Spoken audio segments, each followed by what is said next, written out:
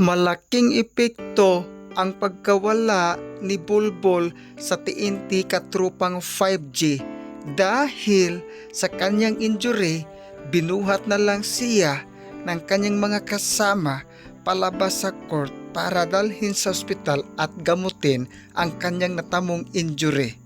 Kaya nga mga idol, natalo ang TNT sa game to. Hindi kayang buhatin ni Kabuntin at ni Nambatak ang TNT katrupang 5G kapag nawala si Bulbul. Pero mga idol, alam naman natin na malakas yon ang TNT katrupang 5G na parang bagyo na humahagupit sa court kapag umiinit na sila.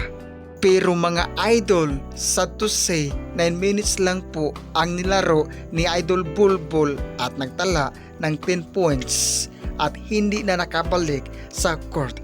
Grabe mga idol, sobrang sakit ang pagkawala ni Bulbul sa kanilang lineup na parang nagmistulang kaka-break up lang.